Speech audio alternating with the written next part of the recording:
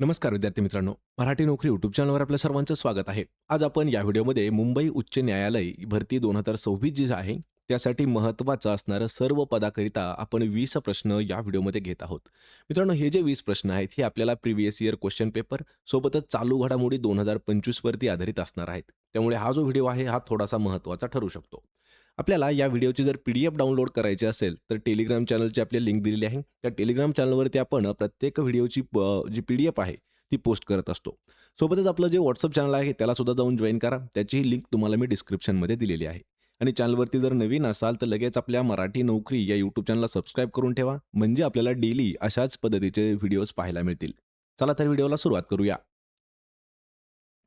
तर पहा आपला प्रश्न पहिला आहे. भारतीय संविधान हे भारतीय जनतेच्या इच्छेनुसार असेल, असे खालीलपैकी कोणी म्हटले होते? मित्रांनो, प्रश्नाचं उत्तर येत असेल तर 3 ते 5 सेकंदामध्ये प्रत्येक प्रश्नाचं उत्तर कमेंट करून देण्याचा प्रयत्न करा. म्हणजे आपलं रिव्हिजन देखील याच व्हिडिओमध्ये होऊन जाईल. प्रश्न काय विचारलाय, की भारतीय संविधान हे भारतीय जनतेच्या इच्छेनुसार असेल, असं वक्तव्य होतं, ते कोणाचं होतं? तर या प्रश्नाचं योग्य उत्तर आहे ऑप्शन क्रमांक 3. तर महात्मा गांधी यांचं असं म्हणणं होतं, की भारतीय संविधान जे आहे हे भारतीय लोकांच्या इच्छेनुसार असणं गरजेचं आहे. पर्याय क्रमांक 3 आपलं या प्रश्नाचं योग्य उत्तर होईल. यानंतरचा प्रश्न आहे पहा, राज्याचा महाधिवक्ता त्याला ॲडव्होकेट जनरल असं म्हटलं जातं, तर यांची नेमणूक खालीलपैकी कोण करतात? मित्रांनो, हा प्रश्न आपल्याला 2 वेळा विचारण्यात आला होता आणि दोन्ही वेळा लॉ सी-ई-टी जे आहे त्यामध्ये हा प्रश्न विचारण्यात आलेला होता. महाधिवक्ता यांची नेमणूक खालीलपैकी कोण करतात? तर या प्रश्नाचं योग्य उत्तर होईल पर्याय क्रमांक 2. तर राज्यपाल जे आहेत हे महाधिवक्ता जो असतो राज्याचा महाधिवक्ता यांची नेमणूक करत असतात. मग या ठिकाणी तुमच्यासाठी एक प्रश्न आहे मित्रांनो, सध्या सुरू आहे पहा जानेवारी 2026. तर जानेवारी 2026 मध्ये सध्या महाराष्ट्राचे राज्यपाल म्हणून कोण कार्यरत आहेत? लक्षात ठेवायचंय, सी-पी राधाकृष्णन जे आहेत हे पूर्वीचे राज्यपाल होते, म्हणजे माजी राज्यपाल होते. ते सध्या उपराष्ट्रपती आहेत. आणि सध्याचे राज्यपाल जे आहेत ते आहेत पहा देवव्रत. आचार्य देवव्रत हे जे आहेत हे सध्याचे राज्यपाल आहेत जानेवारी 2026 चे. पर्याय क्रमांक 2 आपलं या प्रश्नाचं उत्तर होईल. यानंतरचा प्रश्न आहे, संघराज्याच्या कार्यकारी मंडळात खालीलपैकी कोणाचा समावेश करता येणार नाही? संघराज्याच्या कार्यकारी मंडळामध्ये यामध्ये राष्ट्रपती, सरन्यायाधीश, पंतप्रधान आणि मंत्रिमंडळ यांच्यापैकी कोणाचा समावेश या मंत्रिमंडळात किंवा कार्यकारी मंडळामध्ये करता येत नाही? तर या प्रश्नाचं योग्य उत्तर होईल ऑप्शन क्रमांक 2. तर जे सरन्यायाधीश आहेत, तर त्यांचा कार्यकारी मंडळामध्ये समावेश करता येत नसतो. यामध्ये राष्ट्रपती असू शकतात, पंतप्रधान आणि मंत्रिमंडळ सुद्धा असू शकतं, पण सरन्यायाधीश नसतात. पर्याय क्रमांक 2 आपलं या प्रश्नाचं उत्तर होईल. यानंतरचा प्रश्न आहे, छत्रपती संभाजीनगर जिल्ह्यात असणारा देवगिरी किल्ला कोणत्या राजघराण्याने स्थापित केलेला आहे? मित्रांनो, प्रश्न खूप महत्त्वाचा आहे आणि यावरची आपल्याला 2 प्रश्न विचारले जातात. पहिला प्रश्न असा विचारला जातो, की जो देवगिरी किल्ला आहे त्याचं नाव काय आहे? तर लक्षात ठेवा, दौलताबाद हे जे आहे, हे त्याचं नाव आहे, दौलताबादचा किल्ला. आणि तो कोणत्या जिल्ह्यामध्ये स्थित आहे? तर छत्रपती संभाजीनगर या जिल्ह्यामध्ये स्थित आहे. पण या ठिकाणी प्रश्न विचारलाय, की तो किल्ला कोणत्या राजघराण्याने बांधलेला आहे किंवा स्थापित केलेला आहे? तर ते आहे ऑप्शन क्रमांक 1. तर यादव राजघराण्याने तो स्थापित केला आहे. पर्याय क्रमांक 1 आपलं या प्रश्नाचं उत्तर होईल. प्रश्न क्रमांक 5 आहे. स्वेच्छेने केलेल्या कार्याबद्दल सन्मानाने दिला जाणारा मोबदला म्हणजे काय? मित्रांनो, हा प्रश्न खूप महत्त्वाचा आहे पहा. स्वतःच्या इच्छेने केलेलं एखादं काम असेल आणि त्या कामाचा जो सन्मानाने दिला जाणारा मोबदला असतो, त्या मोबदल्याला काय म्हटलं जातं? हा प्रश्न आपल्याला मराठीवरती सुद्धा विचारण्यात आला होता पहा अलंकारिक शब्दासाठी. तर या प्रश्नाचं योग्य उत्तर असणार आहे, त्याला आपण मानधन म्हणतो. लक्षात ठेवा, मानधन म्हणजे काय असतं? तर स्वतःच्या इच्छेने कार्याबद्दल दिला जाणारा जो सन्मान असतो त्याला मानधन म्हणतात. मग सन्मान तो पैशाच्या स्वरूपात असेल किंवा अजून कशाच्याही स्वरूपामध्ये असेल, त्याला मानधन म्हटलं जातं. पर्याय क्रमांक 2 आपलं या प्रश्नाचं उत्तर होईल. यानंतरचा प्रश्न आहे, ज्या अभिक्रियेत एक घटक दुसऱ्या घटकाला विस्थापित करून वेगळे करते, त्या अभिक्रियेला डॅश अभिक्रिया असं म्हणतात. मित्रांनो, हा प्रश्न खूप महत्त्वाचा आहे. हा जो आहे आपल्याला हा विज्ञानची व्याख्या विचारण्यात आलेला प्रश्न आहे पहा. त्यामुळे व्याख्या परत एक वेळा पहा. अशी कोणती अभिक्रिया आहे, की त्या अभिक्रियेमध्ये एक घटक दुसऱ्या घटकाला विस्थापित करून वेगळं करण्याचं काम करतो? तर त्या अभिक्रियेला कोणती अभिक्रिया म्हणतात? या प्रश्नाचं योग्य उत्तर आहे पर्याय क्रमांक 2. तर त्याला विस्थापन अभिक्रिया असं म्हणतात. ऑप्शन क्रमांक 2 आपलं या प्रश्नाचं उत्तर होईल. प्रश्न क्रमांक 7वा आहे. पाकिस्तानच्या पंजाब प्रांतातील सहिवाल या जिल्ह्यात डॅश नदीच्या काठावर हडप्पा हे स्थळ वसलेलं आहे. मित्रांनो, प्रश्न खूप महत्त्वाचा आहे. आपल्याला सरळ-सरळ पाठीमागच्या व्हिडिओमध्ये सुद्धा प्रश्न विचारला होता, की हडप्पा हे ऐतिहासिक स्थळ कोणत्या नदीच्या काठावरती स्थित आहे? तर लक्षात ठेवा, या प्रश्नाचं योग्य उत्तर असणार आहे पर्याय क्रमांक 4. तर रावी नदीच्या काठावरती आहे पहा हडप्पा हे स्थळ. आणि हे पाकिस्तानच्या पंजाब प्रांतामधील सहिवाल हा जो जिल्हा आहे, या जिल्ह्यामध्ये स्थित आहे. पर्याय क्रमांक 4 आपलं उत्तर होईल. प्रश्न क्रमांक 8वा आहे. गोपाळ गणेश आगरकर यांनी शेक्सपियरच्या कोणत्या नाटकाचं रूपांतर मराठी या भाषेमध्ये केलं होतं?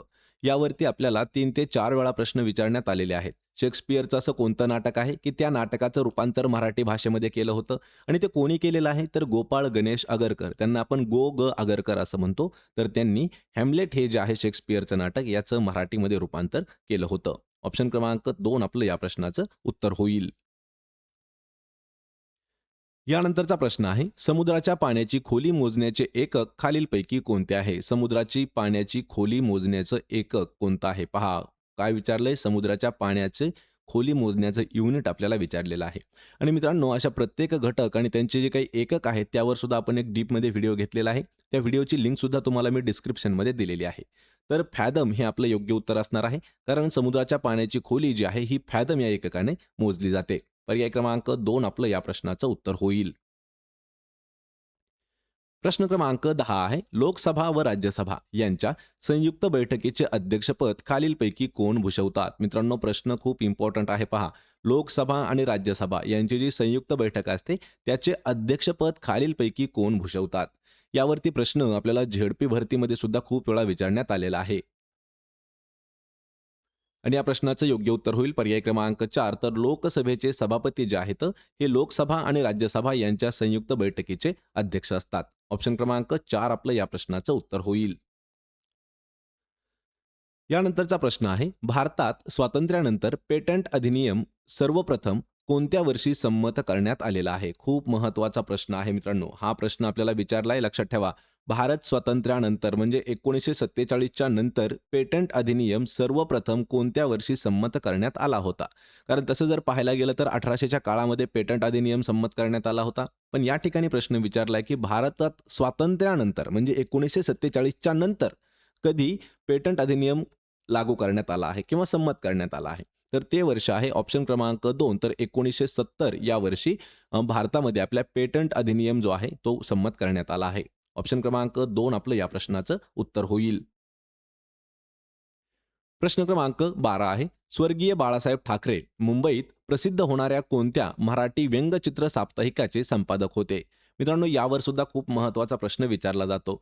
बाळासाहेब ठाकरे हे मुंबईत एक प्रसिद्ध होणारं मराठी व्यंगचित्र साप्ताहिक होतं.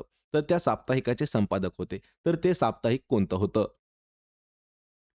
या प्रश्नाचं अचूक उत्तर असेल ऑप्शन क्रमांक 4. तर मार्मिक जे आहे, मार्मिक हे मराठी व्यंगचित्र साप्ताहिक होतं आणि त्याचे संपादक हे बाळासाहेब ठाकरे होते. पर्याय क्रमांक 4 आपलं या प्रश्नाचं उत्तर होईल. प्रश्न क्रमांक 13 आहे. आधुनिक आवर्त सारणीतील मूलद्रव्यांची रचना मूलतः कशावर आधारित असलेली आहे? पहा, आधुनिक मॉडर्न पिरियडिक टेबल जे आहे त्यामध्ये जे एलिमेंट्स आहेत, मूलद्रव्य आहेत, त्यांची रचना कशावर आधारित असणार आहे? तर या प्रश्नाचं योग्य उत्तर आहे पर्याय क्रमांक 2. तर त्यांच्या अनुक्रमांकावरती ती जी रचना आहे, मूलद्रव्यांची रचना ती आधारित आहे नवीन पिरियडिक टेबलमधील. पर्याय क्रमांक 2 आपलं या प्रश्नाचं योग्य उत्तर होईल. प्रश्न क्रमांक 14 आहे. उच्च न्यायालयाच्या अधिकार क्षेत्रात बदल करण्याचा अधिकार खालीलपैकी कोणाला आहे? मित्रांनो, हा प्रश्न देखील खूप महत्त्वाचा आहे. उच्च न्यायालय जे अधिकार क्षेत्र आहे, त्या अधिकार क्षेत्रामध्ये बदल करण्याचा अधिकार हा कोणाकडे असतो? या प्रश्नाचं योग्य उत्तर होईल पर्याय क्रमांक 4. जी भारतीय संसद आहे, संसदेला अधिकार आहे पहा उच्च न्यायालयाच्या अधिकार क्षेत्रामध्ये चेंजेस करण्याचा. पर्याय क्रमांक 4 आपलं या प्रश्नाचं उत्तर होईल. प्रश्न क्रमांक 15 आहे. खालीलपैकी कोणत्या शहरात मुंबई उच्च न्यायालयाचे खंडपीठ नाही? शेवटचा जो शब्द आहे नाही त्यावरून आपलं पूर्ण वाक्य बदललेलं आहे. खालीलपैकी कोणत्या शहरात मुंबई उच्च न्यायालयाचं खंडपीठ येत नाही? आणि या प्रश्नाचं योग्य उत्तर आहे पर्याय क्रमांक 2. तर नवी मुंबई या ठिकाणी मुंबई उच्च न्यायालयाचं खंडपीठ नाही. मग हे नागपूरमध्ये आहे, गोव्याच्या पणजीमध्ये आहे आणि छत्रपती संभाजीनगरमध्ये सुद्धा आहे. आणि मित्रांनो नागपूर जे आहे नागपूरवरती विशेष प्रश्न विचारला जाऊ शकतो की महाराष्ट्राची उपराजधानी काय आहे, तर उपराजधानी आहे नागपूर या ठिकाणी. आणि पणजी जी आहे ही गोवा या राज्याची राजधानी आहे. पर्याय क्रमांक 2 आपलं या प्रश्नाचं योग्य उत्तर होईल. प्रश्न क्रमांक 16 आहे, माडिया गोंड ही जमात प्रामुख्याने कोणत्या जिल्ह्यात आढळते? मित्रांनो महत्त्वाचा प्रश्न आहे पहा. माडिया गोंड ही एक जमात आहे. ही कोणत्या प्रदेशामध्ये किंवा कोणत्या जिल्ह्यामध्ये जास्त करून आढळते? या प्रश्नाचं योग्य उत्तर होईल पर्याय क्रमांक 1 तर गडचिरोली हा जो जिल्हा आहे या जिल्ह्यामध्ये माडिया गोंड ही जमात आपल्याला आढळून येते. मित्रांनो हा जो प्रश्न आहे हा आपल्याला गडचिरोलीसाठी SRPF साठी जवळपास 3 वेळा विचारण्यात आलेला प्रश्न होता आणि जिल्हा पोलिसासाठी जवळपास 6 ते 7 वेळापेक्षा जास्त हा प्रश्न विचारण्यात आलेला आहे. पर्याय क्रमांक 1 आपलं या प्रश्नाचं उत्तर होईल. प्रश्न क्रमांक 17 आहे, भारत सरकारने राष्ट्रीय पूर आयोगाची स्थापना ही कोणत्या वर्षी केलेली आहे? लक्षात ठेवा मित्रांनो हा देखील प्रश्न इम्पॉर्टंट आहे. अशा जेवढे काही महत्त्वाचे आयोग आहेत आणि त्यांची स्थापना कोणत्या वर्षी झाली त्यावर सुद्धा आपल्याला इम्पॉर्टंट प्रश्न विचारले जातात. त्यातीलच हा एक आहे की केंद्रीय सरकारने राष्ट्रीय पूर आयोगाची स्थापना ही कोणत्या वर्षी केलेली आहे? तर या प्रश्नाचं योग्य उत्तर आहे पर्याय क्रमांक 1 तर 1976 हे जे वर्ष आहे या वर्षी आपल्या भारतामध्ये राष्ट्रीय पूर आयोगाची स्थापना जी आहे ती केलेली आहे. पर्याय क्रमांक 1 आपलं या प्रश्नाचं उत्तर होईल. प्रश्न क्रमांक 18 आहे, हेलेच्या धूमकेतूला सूर्याभोवती एक प्रदक्षिणा पूर्ण करण्यास किती वर्ष कालावधी लागतो? हा प्रश्न आतापर्यंत आपल्याला पोलीस भरतीमध्ये विचारण्यात आलेला आहे, आरोग्य भरतीत विचारण्यात आलेला आहे, तलाठी भरती, उच्च न्यायालय आणि जिल्हा न्यायालयामध्ये सुद्धा हा प्रश्न विचारण्यात आलेला आहे. जो हेलेचा धूमकेतू आहे त्याला सूर्याभोवती एक प्रदक्षिणा पूर्ण करण्यासाठी जवळपास 76 वर्षाचा कालावधी लागतो. पर्याय क्रमांक 3 आपलं या प्रश्नाचं योग्य उत्तर होईल. म्हणजेच हेलेचा धूमकेतू जो आहे तो जवळपास आपल्याला 76 वर्षामधून एक वेळा दिसू शकतो. यानंतरचा प्रश्न आहे, भारतीय संविधानाची निर्मिती करताना जगातील जवळपास किती देशांच्या राज्यघटनांचा विचार करण्यात आला आहे? हा देखील प्रश्न थोडासा महत्त्वाचा आहे. जी आपली भारताची संविधान किंवा राज्यघटना आहे, तर ही मित्रांनो जवळपास विविध देशांच्या राज्यघटनेवर आधारित असलेली राज्यघटना आहे. म्हणजे प्रश्न पहा, भारतीय संविधानाची निर्मिती करताना जवळपास किती देशांचा राज्यघटनेचा रेफरन्स म्हणून विचार करण्यात आला होता? तर या प्रश्नाचं योग्य उत्तर असणार आहे पर्याय क्रमांक 3 तर जवळपास 60 देशांची राज्यघटना ज्यावेळेस रेफर केली त्यावेळेस भारताची राज्यघटना किंवा संविधान जे आहे ते तयार करण्यात आलं आहे. पर्याय क्रमांक 3 आपलं या प्रश्नाचं उत्तर होईल. यानंतरचा प्रश्न आहे पहा, ग्रामगीता लिहिणारे राष्ट्रसंत तुकडोजी महाराज यांचे संपूर्ण नाव काय आहे?